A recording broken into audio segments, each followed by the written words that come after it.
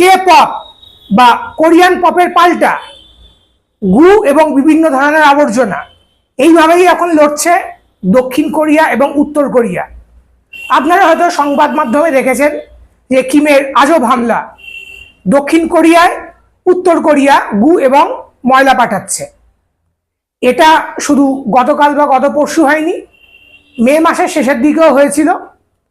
একটি দক্ষিণ কোরিয়ার এনজিও তারা 20টি বেলুনে উত্তর কোরিয়াতে উত্তর কোরিয়া বিরোধী প্রোপাগান্ডা লিফলেট, কে পপের পেনড্রাইভ এইসব পাঠিয়েছিল, এবং তার পাল্টা উত্তর কোরিয়া থেকে দক্ষিণ কোরিয়ায় প্রায় 200টার কাছাকাছি গু এবং বিভিন্ন আবর্জনা ভরা বেলুন পাঠানো হয়।